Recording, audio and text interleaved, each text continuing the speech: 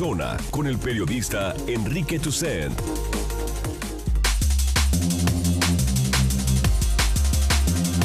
Muy buenos días, comenzamos cara a cara. Hoy es martes 27 de septiembre, un día después del debate en los Estados Unidos. La opinión pública, la opinión internacional concentrada en este cara a cara que tuvieron ayer por la noche Hillary Clinton y Donald Trump, los candidatos de los dos partidos fundamentales del sistema de partidos, del sistema político en Estados Unidos, uno del partido republicano, que es Donald Trump, y del partido demócrata, Hillary Clinton. En su momento, distintos portales el día de ayer bautizaban este debate como el debate del siglo. Hay que recordar que este siglo tiene 16 años y por lo tanto se le daba este calificativo como un hecho histórico al debate que ocurrió en la noche de ayer.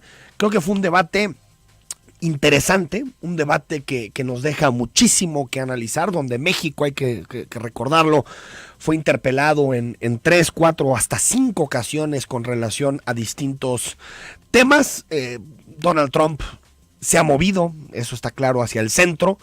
Ahora su batalla, sus vínculos, sus balas tienen que ver sobre todo con proteger las relaciones comerciales de los Estados Unidos, es decir, proteger en el sentido de tratar de sacar beneficio para los Estados Unidos de estas relaciones, es decir, el discurso más xenofóbico, racista de Donald Trump ya es un discurso del pasado. Ha tratado de irse al centro, ha tratado de moderarse en algunos de sus planteamientos y sin embargo Donald Trump, creo, y prácticamente lo dicen todas las encuestas, incluso las encuestas de diarios conservadores, Donald Trump tuvo un mal debate.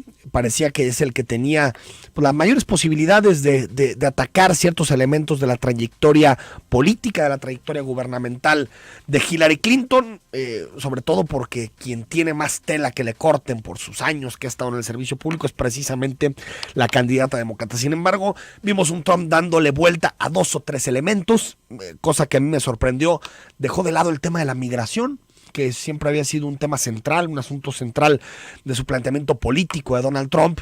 Lo dejó de lado, prácticamente no habló del asunto de la migración. Hay que recordar que faltan otros 2 debates, por lo tanto no hay que pensar que se le olvidó a Donald Trump este tema, sino que entendió que en este primer debate su discurso, el eje discursivo, su narrativa tenía que ser en otro de los temas. Sin embargo, creo que no terminó de explotar algunas de las falencias que tiene la candidata demócrata, que tiene Hillary Clinton. Al revés, pareció Donald Trump un candidato totalmente anquilosado en el discurso muy viejo del partido republicano, en un discurso muy conservador, que sigue partiendo de hechos totalmente incomprobables, que no son empíricamente comprobables. Es decir, por ejemplo, cuando habló del asunto del comercio y de los trabajos, que creo que fue un momento fundamental del debate, pues él lo resuelve con cuestiones que son pues que parecen como de sin razón. Por ejemplo, el hecho de buscar que las empresas que se han ido a Estados Unidos vuelvan y que generen trabajos en suelo norteamericano, cuando sabemos que en Estados Unidos, por ejemplo, se paga casi 7 veces más en promedio que lo que se paga en México, y si lo comparamos con China, prácticamente se puede ir a 15 veces. Es decir, es imposible que ciertas empresas que se basan en tener una mano de obra barata, una mano de obra accesible, de pagar pocos impuestos, realmente vuelvan a los Estados Unidos y generen los empleos que están generando en otras partes del mundo, como en el caso de México. En la parte de Hillary Clinton, creo que fue una candidata mucho más cercana de lo que había sido. Hay que recordar que Hillary Clinton tuvo muchas críticas desde el comienzo de su campaña y sobre todo en la forma en que tuvo esta contienda demócrata con Bernie Sanders. Pues la principal crítica contra Hillary Clinton era que era muy lejana, muy establishment, que era, digamos, muy una candidata que no conectaba realmente con una parte del electorado. Tan es así que en el caso de las primarias demócratas, pues el voto de los jóvenes se fue prácticamente por completo con Bernie Sanders, se fue por completo. Estamos hablando de que casi el 70% de los jóvenes demócratas menores de 30 años votaron precisamente por Hillary Clinton. Es decir, Hillary lograba conectar de alguna manera con las minorías raciales, particularmente con la minoría hispana, aunque también con la minoría afroamericana, pero no lograba conectar con una parte del electorado trabajador blanco que tiene el Partido Demócrata, y tampoco lograba conectar con los jóvenes. Es decir, buscó cambiar su discurso, y si usted revisa la forma en que trazó desde el principio su discurso, se va a dar cuenta que Hillary Clinton explicó las cosas de forma muy sencilla.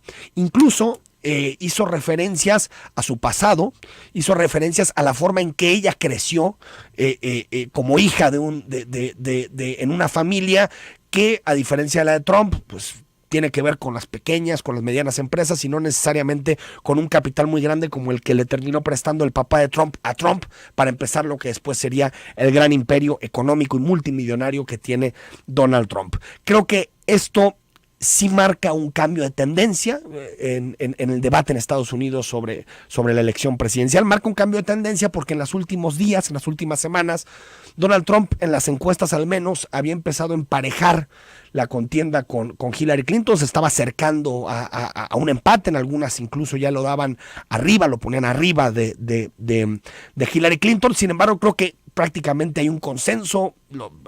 Solo basta leer los dos editoriales de los dos medios más importantes de los Estados Unidos, los dos periódicos más importantes de los Estados Unidos. El New York Times, que usted no se sorprenderá, el New York Times es un periódico que siempre ha apoyado a los demócratas, o casi siempre ha apoyado a los demócratas. Escribe hoy un editorial en donde claramente respalda la candidatura de Hillary Clinton y dice que está probado que el único o la única que tiene la experiencia para poder dirigir a Estados Unidos los siguientes años es precisamente Hillary Clinton. Lo que sorprende es que un diario conservador como el Washington Post, un diario vinculado sobre todo a las posiciones de derecha y vinculado a las posiciones del Partido Republicano, hizo lo mismo. Incluso si usted ve los dos editoriales se va a dar cuenta que tienen unas similitudes tremendas, y tiene que ver con que incluso una buena parte de la derecha cree que Donald Trump no es un candidato adecuado y no es, digamos, el mejor prospecto para poder ser presidente de los Estados Unidos en los siguientes años. Por lo tanto, creo que los saldos son a favor de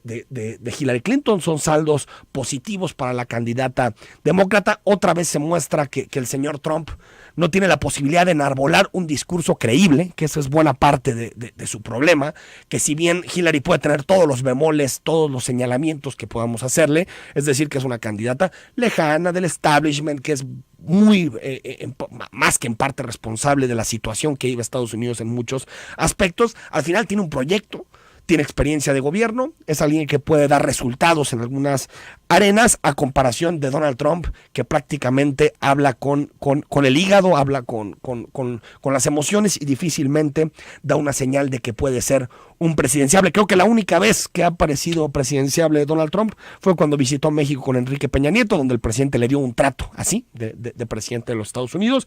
Sin embargo, ayer dejó muy en claro que la experiencia, que la razón, la racionalidad para tomar decisiones no es la mejor aliada del candidato republicano Donald Trump. Al regreso del corte también vamos a seguir hablando sobre este tema. Antes de irnos, ayer la presidencia del PRI, el presidente Enrique Ochoa Reza, pues dio el primer paso en esta agenda anticorrupción que él mismo se señaló como objetivo cuando asumió la presidencia nacional del PRI. Hasta el día de ayer eran puros discursos, era darle la vuelta prácticamente a lo mismo. Incluso usted sabe, Enrique Ochoa Reza, a través de un reportaje de Carmen Aristegui, nos enteramos que Enrique Ochoa Reza, al despedirse de la Comisión Federal de Electricidad, de la Dirección General de la Comisión, pues cobró una indemnización totalmente ilegal de 1.2 millones de pesos, aunque Enrique Ochoa Reza dice que es ilegal.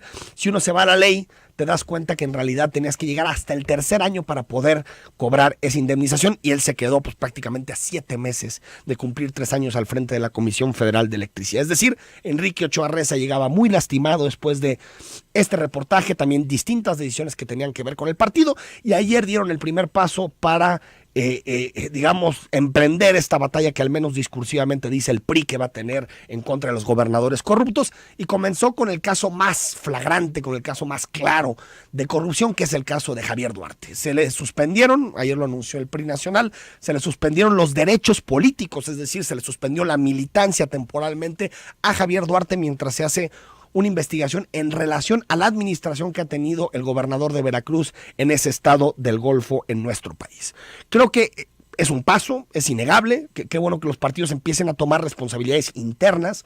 Creo que todos los partidos políticos tendrían que expulsar de golpe a los corruptos en un país totalmente azotado por problemas de corrupción, azotado por una clase política que no tiene ningún tipo de credibilidad. Creo que es importante que den pasos internos en el seno de los partidos políticos para poder reconducir algunos temas de este calibre relacionados con la corrupción. Sin embargo, creo que lo que la ciudadanía quiere ver más que responsabilidades políticas, que repito, qué bueno que se asuman, creo que es procesos judiciales, que no exista protección a este tipo de gobernadores, que no exista ningún tipo de amparo partidista ni amparo político para que las entidades judiciales, para que los ministerios públicos, las procuradurías empiecen procesos y realmente sepamos qué es lo que hicieron estos gobernadores con el dinero público, qué decisiones tomaron estos gobernadores y por lo tanto se sienten en el banquillo y realmente respondan a lo que ha sido un clamor ciudadano en los últimos años.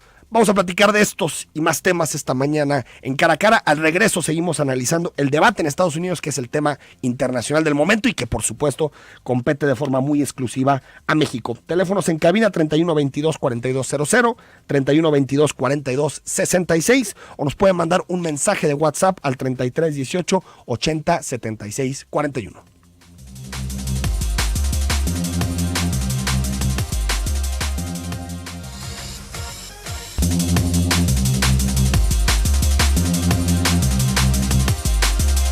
De la mañana con 19 minutos, nos dice Juan, en Periférico y San Sebastianito se cayó un árbol sobre un auto. Muchas gracias por el reporte.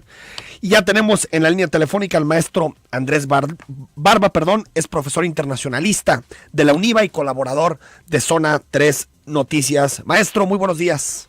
Enrique, un gusto saludarte a ti y al auditorio. Maestro, ¿cómo vio el debate? ¿Cuál es el balance que hace del debate de ayer en la noche? Bueno, un primer comentario, Enrique, sería que pues vimos un poco la confirmación de la tendencia de lo que hemos estado viendo en este año de precampañas y de campaña ya formal entre los partidos. Un candidato republicano pues algo desbordado, descontrolado, poco cuidadoso con su discurso, en varias ocasiones iracundo, explosivo. Destacó mucho ayer un dato que sacaban las cadenas norteamericanas de que la interrumpió la candidata demócrata en 51 ocasiones en lo que duró el debate. Pues eso da, digamos... O sea, casi a una hemos visto, ¿no? por minuto y medio, ¿no? Pues sí, digamos que sí. De los 90 minutos. Estaba listo para interrumpirla en cualquier momento para decir sí o no, que era lo mínimo que decía, ¿no? Y por el lado de Hillary Clinton, bueno, pues se vio a la persona que ya hemos visto a lo largo de tantos años de trayectoria que ha tenido en la política norteamericana, una mujer calculadora, a la expectativa, obviamente, lo que vería de su contrincante para determinar el tipo de respuesta que le enviaría, escurridiza en temas polémicos como sus propios correos electrónicos, el NAFTA, que casi no se refirió a eso, dejó a su contrincante pues tomar el tema básicamente a él, irónica, prudente, digamos que esta palabra de prudente podríamos mezclarla con lo de calculadora, y obviamente muy experimentada, ¿no? Que creo que era el mensaje, no sé si estás de acuerdo conmigo, Andrés, era el mensaje que quería mandar Hillary Clinton, que era pues este comparativo de decir, pues yo podré tener todos los puntos negativos, todos los bemoles que usted pueda señalarme, pero tengo mucho más experiencia que el que está enfrente de mí, e ir con Trump es como dar un salto al vacío, ¿no? Sin duda, y creo que lo logró bastante bien en este tiempo que duró el debate. Podríamos decir, Enrique, yo no sé qué opinas, pero el señor Trump tuvo un muy buen arranque, sí. Se mostró bastante, a la ofensiva, digamos, de la candidata demócrata, cuidando las palabras, incluso un poco condescendiente, cayendo en la ironía cuando le decía que si la podía llamar secretaria de Estado, exacto, o secretaria Clinton, perdón, y a lo cual ella pues simplemente sonreía, pero después obviamente lo que empezamos a ver fue que ella tomó la pauta de los temas y logró ponerlo a él a la defensiva, lo cual pues dejó ver su experiencia no solamente en los temas sustantivos de los que trató el debate, que ya vimos que se trató sobre todo temas de economía, raza y seguridad, que fue como lo nombró el moderador.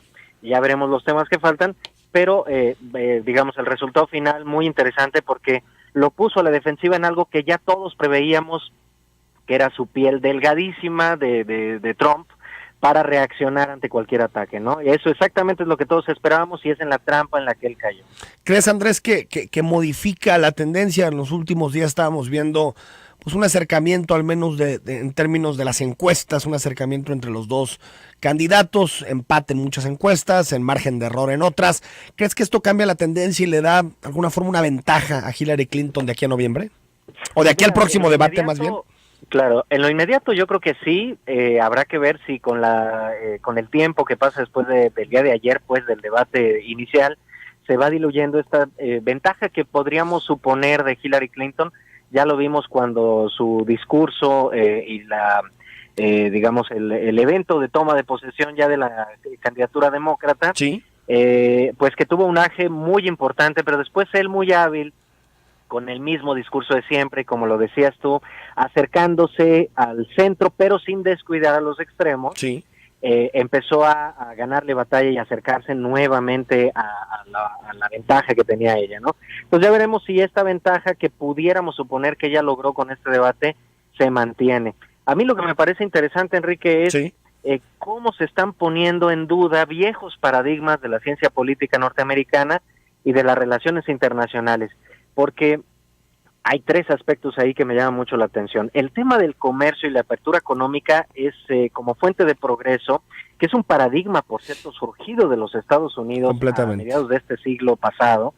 Se está poniendo en duda y, digamos, se está generando en la población estadounidense que esto es un problema. Y eso va a ser un problema si logra imponerse ese discurso, no solo para su país, sino para el mundo entero, porque va a cambiar las reglas del juego. Claro, y digamos en ese sentido, Andrés, es más el proyecto de Trump, pero también hay una base en el Partido Demócrata que no estaría tan alejada de posturas como, por ejemplo, rediscutir el Tratado de Libre Comercio. Pero yo pensaría que eso sería una cuestión que plantearían más los demócratas que los republicanos, y sin embargo ahora estamos viendo Exacto. que ha sido un candidato republicano muy sui generis, hay que decirlo, no es parte Sí. o de la clase tradicional, pues, política del Partido Republicano, la que está poniendo en duda este paradigma. Otro paradigma es que se ha hecho débil el viejo argumento de que un gobierno puede funcionar como una empresa, que es un discurso muy empresarial, totalmente, de la vieja guardia, por ejemplo, de los empresarios. De la IP, sí, completamente. Exactamente, del Wall Street Journal, sí. De estos discursos de los medios empresariales norteamericanos y que se replican en nuestro país y en muchos otros, de que un gobierno está mal manejado y que la empresa debe de venir a aportar soluciones de cómo gobernar, ¿no? Obviamente con este discurso, con este debate, de ayer y las posturas de Hillary Clinton, se observa, y esperamos que así sea en la población norteamericana, que la experiencia política tiene un peso, ¿no? Muy importante, así es, ¿no? De acuerdo. Ahora, en ese mismo sentido, Andrés, yo creo que no sé qué opinas, pero el legado de Barack Obama no le está haciendo demasiada mosca o no le está haciendo no le está poniendo en dificultades a Hillary Clinton. Veo como que en general los datos que está dejando el presidente, sobre todo en generación de empleos, en estabilidad económica, le están ayudando un poquito a que su discurso sea más creíble. Sí, coincido. Fíjate que eso contrasta sobre todo con las posturas que tuvo Hillary Clinton cuando dejó la Secretaría de Estado, que empezó, no sé si recuerdas, a hacer varias críticas ¿Sí? a la política exterior. Sobre todo en política exterior, más que en política económica, ¿no? Exactamente, sí, porque en política económica ha abrazado completamente el discurso del presidente, pero en política exterior empezó a hacer varias críticas, no recuerdo exactamente cuáles, pero sí recuerdo. Bueno, una muy clara era Siria. Sí, sin el duda, papel de Estados Unidos, para atrás. E incluso Libia en algún momento también habló que no había sido la mejor estrategia después del ataque, ¿no? a la oficina diplomática de Estados Unidos, ¿no? En Libia. Exactamente. Y sin embargo ahora, como dices, que coincido, pues se ve a una Hillary Clinton abrazando completamente la administración Obama, limitando o casi neutralizando o emitiendo nulos juicios o críticas, en contra de la administración Obama en casi cualquier aspecto, Entonces esto sí se ve que más bien están aprovechando la popularidad del presidente, que posiblemente tenga menos negativos que los de ella. Totalmente. Para, pues impulsar su candidatura o mantenerse sobre todo en los millennials, ¿no? En donde el presidente es muy popular. Ahora, algo que hay que decir es que las encuestas son engañosas y de pronto no sé si en México no las interpretamos bien porque las encuestas en Estados Unidos te dicen poco por el sistema electoral y por la forma en que se distribuyen los votos. Para los estados llamados swing states o los estados que cambian de un partido a otro, que son al final los estados que definen una elección en Estados Unidos, ¿tú crees que un debate de estas características mueva algo? Es decir, en estos estados como Florida, Colorado, Iowa, Michigan, Nevada, que son los estados que al final van de demócrata a republicano, de republicano a demócrata y que se suelen alinear con quien tenga más fuerza de cara a la elección presidencial. ¿Tú crees que modifica algo en estos estados que son claves para la elección de Estados Unidos? Yo creo que sí, Enrique, pero siempre y cuando, digamos, el parámetro, digamos, de pasarse de republicano a demócrata o a la inversa, esté muy cerrado. Si, digamos, están dependiendo estos estados en un porcentaje importante de los indecisos, digamos, en la decisión de aquellos que todavía no han tomado una decisión, entonces este debate sí probablemente vaya a tener un efecto. Y los sucesivos también si se muestra el mismo desempeño. Porque pues prácticamente en algunos podría ser que digamos que la decisión esté justamente en los indecisos, sí, que puedan mover la balanza de un lado o del otro, ¿no? Ahí el caso de Florida siempre es fundamental, ¿no, Andrés?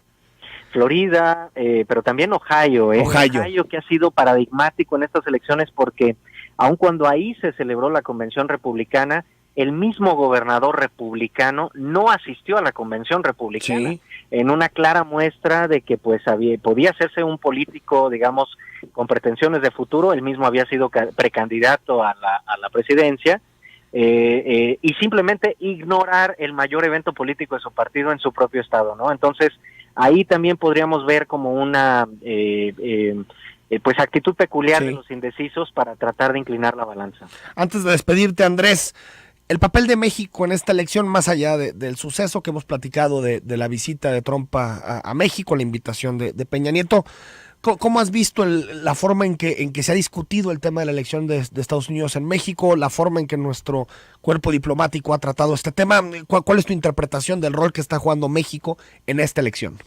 Muy importante, Enrique, porque no hay que olvidar que en la primera sección del debate Trump mencionó a nuestro país hasta en 5 ocasiones, sí, asociándolo, yo no sé si algunas otras personas se percataron de esto, pero asociándolo con la palabra stealing o robar. Claro. Digamos que estamos robándole su prosperidad, sus empleos, etcétera, etcétera. Entonces, creo que es muy importante el trabajo que ha estado haciendo la Cancillería, el cuerpo diplomático mexicano, y me limito a decir ellos, digamos, el cuerpo diplomático de México en los Estados Unidos en particular, porque, bueno, pues ya hemos visto cuando no interviene el cuerpo diplomático mexicano o la Cancillería, pues las decisiones tienden a ser un poco desastrosas, por decirlo menos, ¿no? Andrés Barba, profesor de la UNIVA, internacionalista, gracias por tomarnos la llamada. Un gusto, Enrique, mucho gusto en saludarte y saludos para todos. Ahí estaremos platicando en otros temas. Muchas gracias al profesor por darnos esta mirada de lo que fue ayer el debate en los Estados Unidos. Al regresar platicamos con el diputado federal de Movimiento Ciudadano, con Jorge Álvarez Maínez, sobre una propuesta que creo que genera mucho debate, que tiene que ver con gravar o no, en términos fiscales, las herencias. Volvemos.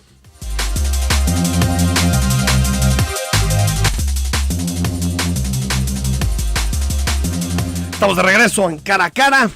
La desigualdad es uno de los temas que más se discuten a nivel internacional. Hace unos 3 años se publicó un famoso libro de Tomás Piketty llamado El Capital del siglo XXI, donde precisamente aborda este tema, la desigualdad, y cómo en esta nueva fase del sistema económico se han profundizado las desigualdades, particularmente en los países centrales, en los países del primer mundo, y propone algunas alternativas que él cree que pueden ser medidas de política pública, de política fiscal, que pudieran realmente abonar a reducir o a, digamos, hacer menos profundas las asimetrías en términos de la distribución de la riqueza. Y una de ellas, por cierto, es ser mucho más firmes y mucho más claro en el impuesto a las herencias, en el impuesto a lo que usted o yo podemos heredar a nuestras familias. Y en México ya se está discutiendo este tema, y para platicarlo tenemos el gusto de saludar a Jorge Álvarez Maínez. Él es diputado federal de Movimiento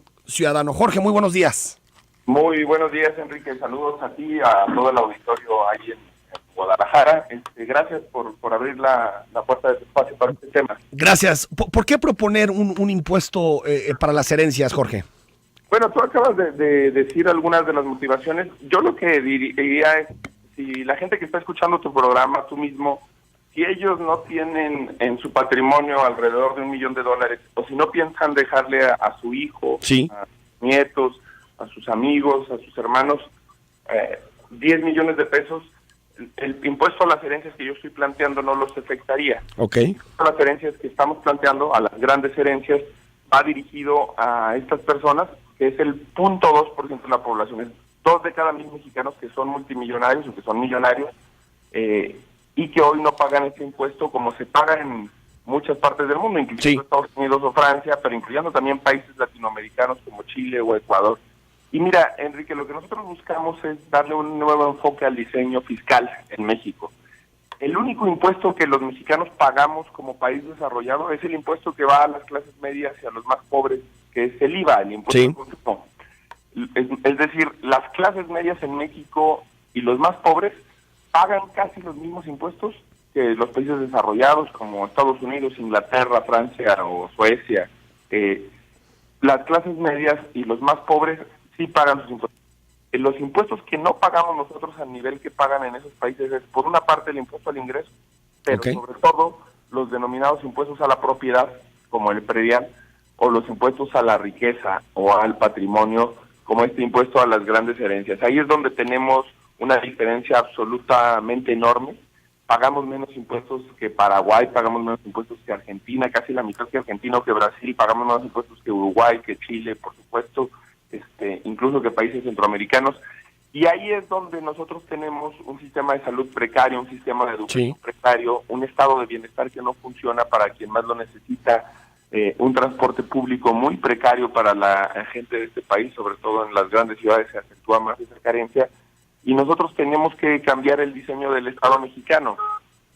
No puede ser que se le cobre siempre a la clase cautiva, a la clase media, a los más pobres, y que quien más tiene dinero en este país, no solamente no se le cobren impuestos, sino los pocos que pagan, como acaba de revelar un reportaje o una investigación hecha por una organización civil, no solamente no pagan impuestos, hasta se les condonan y se les regresan los pocos que pagan. Ahora, para entenderte bien, diputado, la propuesta es que nada más pague quien deje una herencia de más de $1 millón. No, sí, individualmente, digamos, quien deje una herencia de 10 millones de pesos, va a empezar a pagar, al que le heredan, va a empezar a pagar 10%. Al que le heredan 50 millones de pesos, paga 20%, y al que le heredan 100 millones de pesos, en nuestra propuesta, pagaría 30%, que ya es una tasa relativamente parecida a la que hay en otras partes del mundo. Es decir, es tasa progresiva. Ajá, en promedio los mexicanos tienen 2 hijos, por eso decimos, bueno, en promedio quien hereda 20 millones de pesos es quien pagaría este impuesto, por eso creemos que es el 0.2% de la población. Otra cosa importante con esta propuesta, Enrique, es, hay quien dice, la derecha dice, un poco esta idea de que el pobre es pobre porque quiere y no trabaja. De acuerdo. ¿No? Bueno, en este país no es tan cierto eso. En Estados Unidos los multimillonarios son los que inventaron Facebook, los que inventaron Microsoft en su momento, los que inventan mecanismos de software o tecnología prácticamente innovadores, que le aportan algo a su sociedad. En este país los millonarios o los multimillonarios son a los que se les dan concesiones del Estado mexicano. Totalmente. El Estado mexicano le da la concesión de algunas mineras, a los que el Estado mexicano les da la concesión de aerolíneas, los teléfonos, las televisoras, son extractores de renta del Estado, no son innovadores, no inventaron nada, solamente fueron compadres del poder, el capitalismo de compadres que decía Gary Becker. Y por otra parte, Enrique, quien es rico por dejar una herencia no es producto de su esfuerzo personal, a menos que vayamos a medir el esfuerzo personal en el útero, pero lo que no puede ser es que haya quien nazca millonario, y sobre todo que haya 25 millones de personas que sus familias, sus hijos, sus nietos van a nacer en la miseria, sin lo suficiente para comer. Ahora un estado más igualitario, más razonablemente igualitario. Te coloco dos asteriscos que suelen poner los críticos a proyectos de esta naturaleza.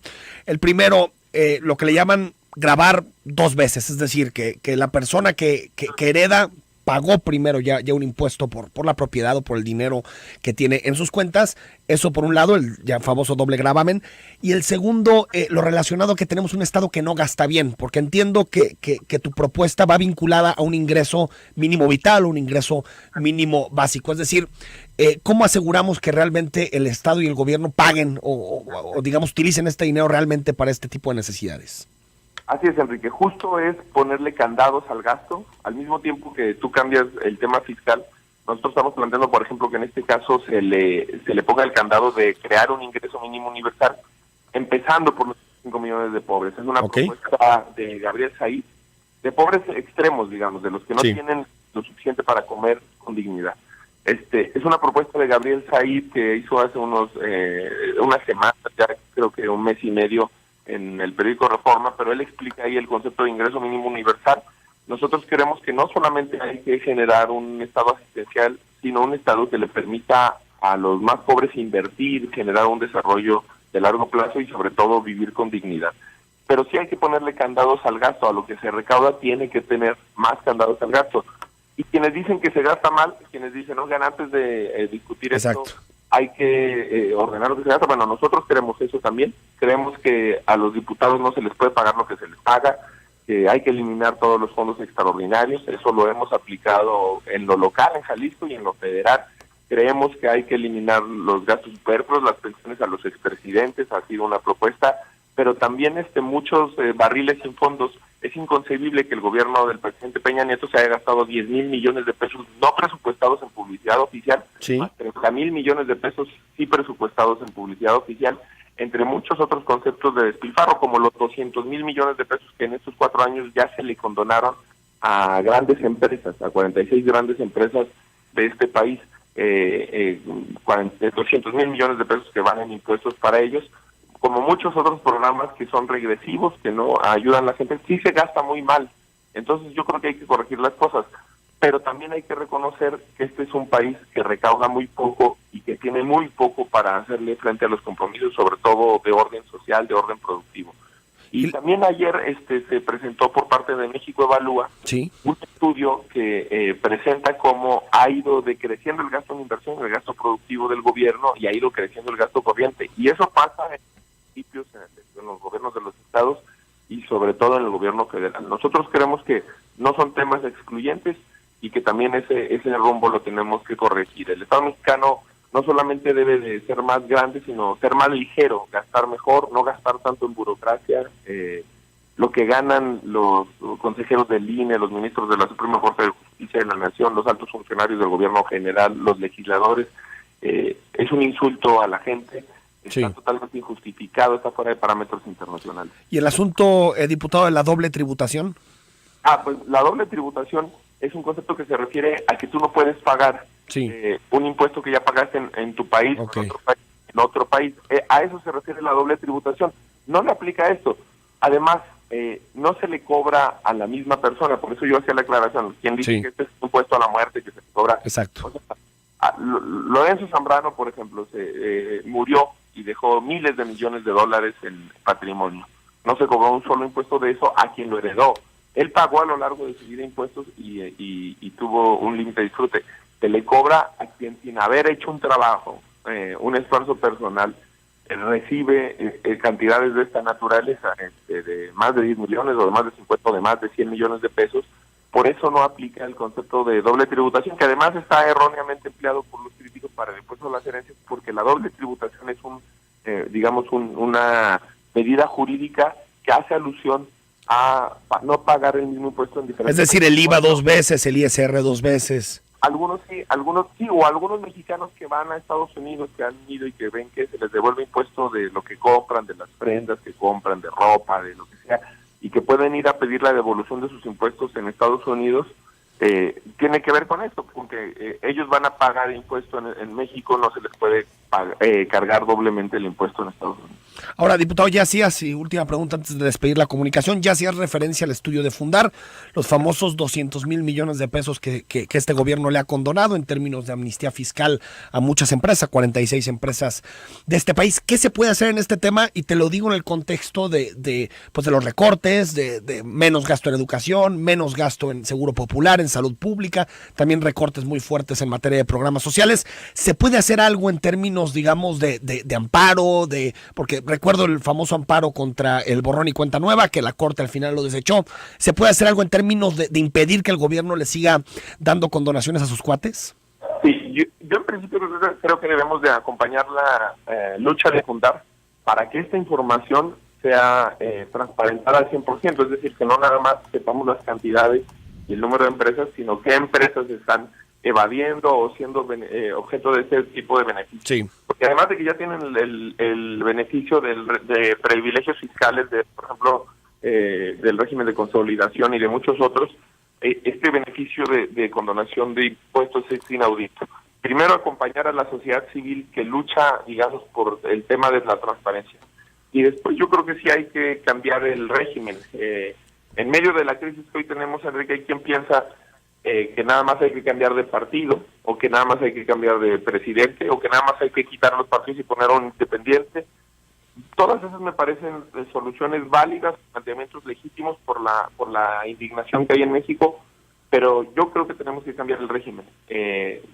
No solamente deberíamos de estar pensando a ver quién se queda con el poder en 2 años. Yo veo al PAN muy metido en eso, a la izquierda muy metida en a ver quién gana la presidencia en 2018, y lo que no nos estamos dando cuenta es que estamos dejando un país en ruinas como clase política, que la crisis es generalizada de legitimidad. Hay que ver los datos del Latinobarómetro. Sí. Creo que hay que cambiar el régimen para que haya una clase política no dependiente de los poderes fácticos, una gente no dependiente de este tipo de empresas, que no se comporte como empleado de estos señores, sino como un representante de todos los mexicanos. Creo que eso es lo que pasó con Barack Obama en Estados Unidos, creo que eso es lo que ha pasado en muchos gobiernos alrededor del mundo que han podido consolidar un verdadero Estado de Derecho, porque Estado de Derecho no es el que la derecha mexicana cree, sí, que nada más se le aplica a los pobres, que nada más se le aplica a unos cuantos.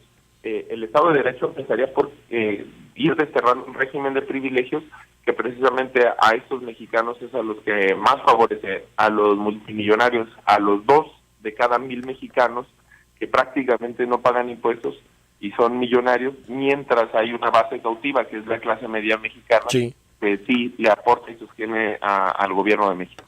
Jorge Álvarez Maínez, diputado federal de Movimiento Ciudadano, gracias por tomar la llamada. No, al contrario, Enrique, gracias a ti por la oportunidad y saludos a todos. Muy buenos días.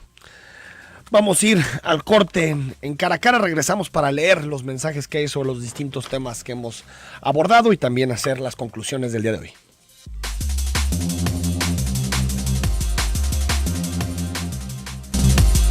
De la mañana con 55 minutos. Damos lectura a algunos mensajes, algunas llamadas telefónicas, también mensajes de WhatsApp. Julio César, en relación a este tema que acabamos de platicar del impuesto a las herencias, es ridículo que cobren impuesto por una herencia. Además, los impuestos no se ven reflejados en un bien para la sociedad. Solo se roban ese dinero. Yo tomaría el mensaje de Julio César y lo dividiría en 2. Un asunto es el gasto y otra cosa es el ingreso, los impuestos. En el caso del gasto está clarísimo que buena parte del presupuesto público no se va realmente en obras que beneficien a la ciudadanía, tampoco en mantener a un incipiente estado de bienestar, salud pública, educación pública. Es decir, creo que por ese lado tiene razón Julio César, que el gasto público deja mucho que desear. Sin embargo, en el primer caso, en el tema del impuesto a la herencia, creo que tendríamos que revisar prácticamente lo que está sucediendo en muchísimos países. Este impuesto a la herencia no es una excentricidad que se le ocurra a un diputado, se discute a nivel mundial, se discutió a nivel mundial. Está el caso de que prácticamente en toda Europa se cobra impuesto a la herencia, y tú me dirás, bueno, lo entiendo, allá gastan bien el dinero público, por lo tanto la gente quiere contribuir. Yo creo que es importante ver de qué forma se le quita presión fiscal a las clases medias, es decir, a las clases populares, a las clases medias, a quien suele sostener al Estado en este país y, digamos, le pedimos a la cúpula, a la élite económica de este país que aporte un poco más. Si analizamos y hacemos comparaciones, nos vamos a dar cuenta que son las grandes empresas, que son las multinacionales, las transnacionales, las que suelen pagar el porcentaje de impuestos más bajo en este país. Creo que es importante discutir la estructura fiscal del Estado, más allá de un impuesto u otro, discutir enterita toda la estructura fiscal para saber exactamente en quién está recayendo esta responsabilidad, y te vas a dar cuenta, Julio César, que es sobre todo a la clase media. Ruta 175 con número económico 1145 va arrojando mucho humo por la avenida Colón a la altura de Avenida Patria. Bueno, muchas gracias por el reporte y esperemos que Movilidad haga algo. Dice 4935, yo no soy rico, tampoco voy a recibir una gran cantidad, pero esta idea es absurda, 30% y se ríe. Dice 5658, nos manda un video, en un momento lo podemos reproducir. 9307, primero que se pongan a trabajar para poner los candados para el gasto y robo que hacen los políticos, y después que se pongan a trabajar para los ciudadanos. México tiene demasiados impuestos como para estar pensando en crear más. Hay que recordar que este impuesto a la herencia terminaría afectando a quien herede cantidades superiores a $1 millón. Es decir, no impactaría y no tendría ningún tipo de vinculación con el común de los mexicanos, con el 98-99% de los mexicanos, que en realidad nunca tendrá acceso a ese dinero y nunca tendrá acceso a hacer una herencia de esas características.